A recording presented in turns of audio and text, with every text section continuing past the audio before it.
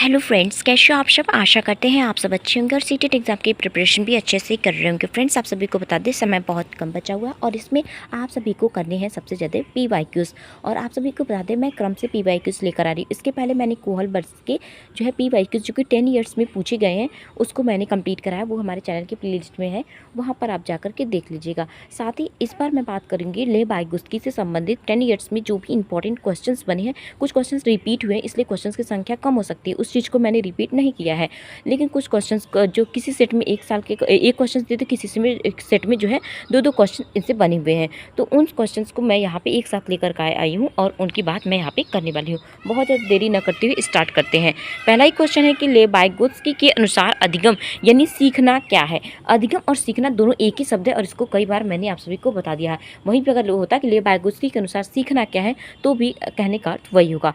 Option है कि एक व्यक्तिगत और स्वतंत्र प्रक्रिया है, मूल रूप से एक सामाजिक प्रक्रिया है, केवल उद्दीपन प्रक्रिया का परिणाम है, या फिर पुरस्कार पर और दंड पर आधारित है। तो फ्रेंड्स, आप सभी को बता दें जो ले बाइगुत्स्की है उन्होंने सामाजिक अंतःक्रिया का सिद्धांत दिया है। तो सबसे ज़्यादा इंपॉर्टेंट यहाँ पे ये हो जाता है कि मैंने आप सभी को एक क्लास लिया है, मैंने दिया है पियाजे और कोहलबर्ग और उसके साथ ही बाइगुत्स्की तीनों की थ्योरी मैंने करा रखी है। वो क्लास आप जरूर देखिए, उससे आपको काफ़ी ज़्यादा हेल्प मिलेगी। तो यहाँ पर बात होगा ले बाइगुत्स्की, तो मूल रूप से वह एक सामाजिक प्रक्रिया मानते हैं। ऑप्शन नंबर बी इसका राइट आंसर हो जाएगा। नेक्स्ट क्वेश्चन की बात करें, इसकी PDF हमारे चैनल के जो है चैनल के साथ ही साथ जुड़िएगा और इसकी PDF टेलीग्राम चैनल पे मैं डाल दूंगी। रोजगार विद कृतिका के नाम से ही आप सभी को देखने के लिए मिल जाएगा। ठीक है। नेक्स्ट क्वेश्चन की बात करती हूँ कि बच्चों में निजी भाषा यानी प्राइवेट स्पीच की अवधारणा के बारे में ले बाइगुत्स्की का क्या दृष्टिकोण था। तो जो ले बाइगुत्स्की है उन्होंने प्राइवेट स्पीच को जो है यानी स्वयं से बात करना, जिसको निजी भाषण कहते हैं, उससे मुख्यतः क्या उद्देश्य माना है। यह दर्शाता है कि बच्चे अहंकारी होते हैं, यह बच्चों की सोच को नियमित और निर्देशित करता है, यह सीखने की प्रक्रिया में एक बाधा है और नेगेटिव शब्द हमेशा जो है हम लोग को पहले कट करना है। तो यह केवल वयस्कों को नकल करता है। ऑप्शन नंबर 20 का राइट आंसर जाएगा कि यह बच्चों की सोच को नियमित निर्देशित करती है। ऑप्शन नंबर 20 का राइट आंसर हो जाएगा। सीटेट में फ्रेंड्स सबसे ज़्यादा इंपॉर्टेंट क्या हो जाता है कि आपको निगेटिव क्या है वो आपको पहचानने आना चाहिए। ठीक है। यहाँ पर बात करेंगे थर्ड क्वेश्चन की वह क्षेत्र जहाँ बच्चा अपनी स्वतंत्र क्षमता के स्तर और किसी वयस्क या अधिक जानकार साथी यानी जिसको बोलते हैं MKO मोर नॉलेजेबल अदर की मदद से प्राप्त किए जाने वाले स्तर के बीच जो क्षेत्र होता है उसे क्या कहते हैं, उसे कहते हैं ZPD। आपको इससे मैंने बहुत ही अच्छे से समझाया हुआ है, जोन ऑफ प्रॉक्सिमल डेवलपमेंट, जिसको बोलते हैं समीपस्थ विकास का क्षेत्र। मैंने ये चीज़ बताया है कि जब कोई बच्चा कोई स्टार्टिंग चीज़ अपने से खुद से करता है, लेकिन लास्ट में जहाँ उससे अधिक जानकार है उन दोनों के बीच में जब वह अटक जाता है, वह एक कार्य नहीं कर पाता, तो जो वयस्क की सहायता दी जाती है और जो जहाँ उसने अपना लक्ष्य पूरा किया उसके बीच का जो क्षेत्र होता है वही होता है ZPD। ऑप्शन नंबर ए इसका राइट आंसर हो जाएगा। ठीक है। नेक्स्ट क्वेश्चन की बात करते हैं कि एक अध्यापिका बच्चों को किसी समस्या को हल करते समय संकेत या इशारे देती है और ज़रूरत के अनुसार सहायता की मात्रा बदलती रहती है। बाइगुत्स्की के सिद्धांत में इसे क्या कहा जाता है। ऑप्शन है अनुबंधन, पाड़ या मचान, प्रबलीकरण या समाजीकरण। तो फ्रेंड्स, इसका राइट आंसर हो जाएगा पाड़ या मचान, इसका राइट आंसर हो जाएगा। मैंने आप सभी को जब मैं इसकी अपनी थ्योरी क्लास करवाई थी तो उसमें मैंने इस शब्द को आपको बार बार ये बताया था कि आपको ये पता होना चाहिए, पाड़ बांधना, मचान बांधना, ये सारी चीज़ एक ही के नाम है, इसलिए इसको भूलिएगा मत। ऑप्शन नंबर 20 का राइट आंसर हो जाएगा। नेक्स्ट क्वेश्चन की बात कर लेते हैं कि ले बाइगुत्स्की के अनुसार विकास और अधिगम के बीच क्या संबंध है। ऑप्शन है विकास हमेशा अधिगम के पीछे चलता है। तो ले बाइगुत्स्की ने क्या माना है वो यहाँ पे बताना है। अधिगम यानी सीखना विकास प्रक्रिया से आगे रहता है। विकास और अधिगम एक दूसरे से स्वतंत्र है। विकास का भाषा से कोई संबंध नहीं है। तो यहाँ पर इसका राइट आंसर हो जाएगा ऑप्शन नंबर बी, यानी अधिगम जो होता है यानी जो सीखना होता है वह विकास की आगे की प्रक्रिया इन्होंने माना है। यानी मैंने आप सबसे कहा था कि विकास शब्द को जो महत्व दिया है वो जीन पियाजे ने दिया है, वही सामाजिक शब्द यानी सीखना शब्द जो दिया है वो दिया है जो है लेव बाइगुत्स्की। ऑप्शन नंबर 20 का राइट आंसर यानी सेकंड इसका राइट आंसर हो जाएगा। नेक्स्ट क्वेश्चन की बात कर लेते हैं कि एक शिक्षक छात्र को समस्या समाधान के दौरान संकेत और इशारे देता है। यह उदाहरण है अनुकरण, स्कैफोल्डिंग, अनुबंधन, प्रबलीकरण। तो फ्रेंड्स, इसका राइट आंसर हो जाएगा स्कैफोल्डिंग। ऑप्शन नंबर बी इसका राइट आंसर हो जाएगा। ये डेफिनेशंस भी आपको याद रखना है कि क्या होता है कि छात्र की समस्या समाधान के दौरान, यानी बच्चा जब किसी समस्या का समाधान कर रहा है उस दौरान जब संकेत या इशारे देता है, यानी शिक्षक जब इशारा देता है कि इस तरीके से करो तो बच्चा आसानी से समझ सकता है। तो इशारा या संकेत ही जो है स्कैफोल्डिंग कहलाता है। ऑप्शन नंबर 20 का राइट आंसर हो जाएगा। नेक्स्ट क्वेश्चन, जैसा कि मैंने आप सभी को बताया था, समीपस्थ विकास का क्षेत्र जिसको बोलते हैं ZPD, जिसको बोला जाता है जोन ऑफ प्रॉक्सिमल डेवलपमेंट, इसका अर्थ क्या है? इसका क्या अर्थ है वो यहाँ पे आप सभी को बताने हैं। ऑप्शंस देख लेते हैं फ्रेंड्स। बच्चे द्वारा स्वतंत्र रूप से किए जाने वाले कार्य, बच्चे के वर्तमान स्तर और संभावित विकास के बीच का अंतर, या शिक्षक द्वारा दी जाने वाली अस्थायी सजा, या खेल का मैदान। तो ये दोनों ऑप्शंस तो गलत हो जाएंगे, खेल का मैदान या शिक्षक द्वारा दी गई स्थायी यहाँ पे। और उसके साथ ही इसका राइट आंसर हो जाएगा ऑप्शन नंबर बी, यानी सेकंड, बच्चे के दौरान वर्तमान स्तर या संभावित विकास के बीच का जो अंतर होता है उसे बोलते हैं ZPD। ऑप्शन नंबर सेकंड इसका राइट आंसर हो जाएगा। नेक्स्ट क्वेश्चन है कि वाइगोत्स्की के अनुसार भाषा और विचार के संबंध में कौन सा कथन सत्य है? ऑप्शन है भाषा पहले आती है और विचार बाद में आता है। नेक्स्ट ऑप्शन है विचार पहले आता है, भाषा बाद में आती है। भाषा और विचार दोनों स्वतंत्र रूप से विकसित होते हैं। या फिर एक ऑप्शन है कि इसका कोई संबंध नहीं है। तो फ्रेंड्स ये क्वेश्चंस काफ़ी बार रिपीट हुआ है, तो मैं तो यही कहूँगी कि ये क्वेश्चंस काफ़ी ज़्यादा इंपॉर्टेंट है।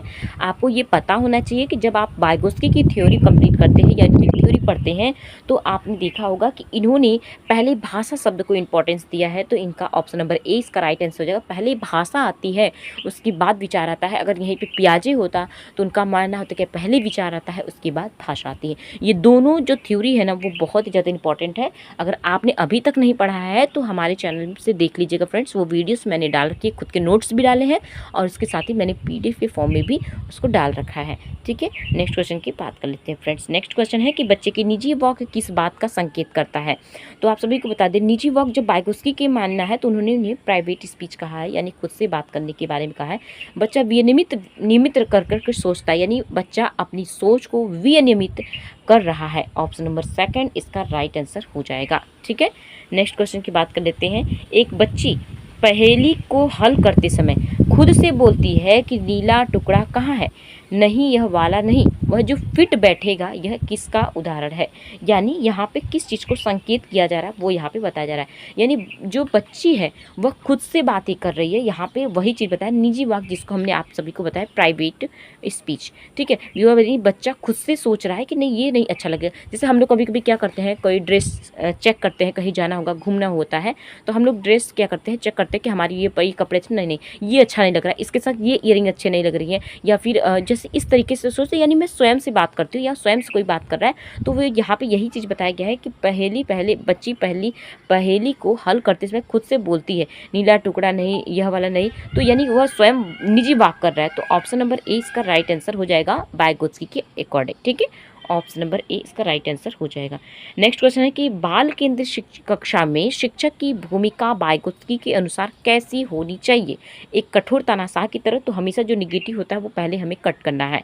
एक सुगमकर्ता या प्रदाता की तरह, तो जब आप एक अच्छे शिक्षक के गुण पढ़ेंगे तो उसमें आपने देखा होगा कि उसमें सुगमकर्ता यानी शिक्षक के गुण में सबसे ज़्यादा सुगमकर्ता और प्रदाता, ये दोनों नाम आप सभी को देखने के लिए मिलेंगे। तो ऑप्शन नंबर 20 का राइट आंसर हो जाएगा। वैसे थर्ड फोर्थ ऑप्शन है कि केवल शब्द हमेशा निगेटिव होता है और पाठ्य पुस्तक पढ़ने पर यंत्र की तरह, तो ये भी गलत ऑप्शन है। ठीक है, तो ऑप्शन नंबर सेकंड उसका राइट आंसर हो जाएगा। नेक्स्ट क्वेश्चन की बात कर लेते हैं कि लेव वाइगोत्स्की के अनुसार अधिगम इन सीखना क्या है? तो ये शायद ये मैंने रिपीट हुआ है ये मुझसे क्वेश्चन, तो यह एक सामाजिक प्रक्रिया है। ऑप्शन नंबर सेकंड इसका राइट आंसर हो जाएगा। क्वेश्चन है कि वाइगोत्स्की के सामाजिक सांस्कृतिक सिद्धांत में किसे सबसे अधिक महत्व दिया गया है? आनुवांशिकता, सामाजिक अंतःक्रिया, संस्कृति, परिपक्वता, पुरस्कार और दंड। तो फ्रेंड्स इसका राइट आंसर हो जाएगा सामाजिक अंतःक्रिया और संस्कृति। जैसा कि मैंने आप सभी को काफ़ी बार बताया है कि वाइगोत्स्की ने सामाजिक शब्द को और अंतःक्रिया शब्द, सांस्कृतिक शब्द, कुछ ऐसे टैग वर्ड्स हैं जिसको आप आसानी से पढ़ सकते हैं। तो टैग वर्ड्स की क्लासेस भी मैं लेकर के आऊँगी, उसमें मैं सबको बताऊँगी किस किस टैग वर्ड्स कौन सा इंपॉर्टेंट है और किस किस को कौन सा निगेटिव और कौन सा पॉजिटिव टैग वर्ड्स है, जिसको आप याद करके भी अच्छा से क्वेश्चन को सॉल्व कर सकते हैं और अच्छा स्कोर कर सकते हैं। ठीक है, ऑप्शन नंबर 20 का राइट आंसर हो जाएगा। नेक्स्ट के लिए वाइगोत्स्की के अनुसार बच्चों में निजी वाक की अवधारणा क्या है?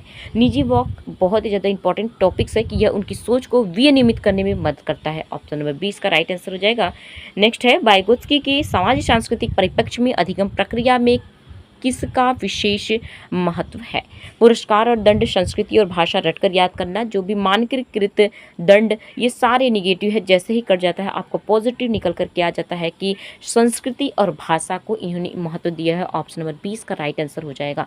तो मैंने 10 ईयर्स के कहा था, कुछ क्वेश्चन जो रिपीट हुए थे उसको मैंने नहीं लिया है, एक क्वेश्चन रिपीट होकर भी गलती से आ गया है। और उसके साथ ही मैंने देखा कि कुछ ऐसे क्वेश्चंस हैं जो कि एक ही लाइन में है और उसके 4 ऑप्शंस हैं।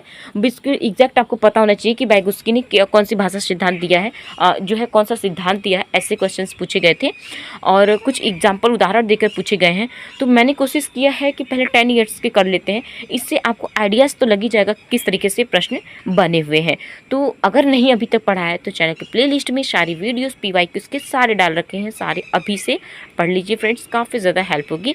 साथ ही आपको कोई भी और भी डाउट्स हो तो कमेंट सेक्शन में जरूर पूछेगा और चैनल पर नए हैं तो चैनल से जुड़ जाइएगा। ऐसे ही आप सभी को PYQs के क्वेश्चंस के कलेक्शन देखने के लिए मिलते रहेंगे। The next video, bye bye. और इसकी टाइमिंग फ्रेंड्स आप सभी को बता दें 2 PM पे होती है। आप किस टाइमिंग पे चाहते हैं कमेंट सेक्शन में जरूर बताइएगा।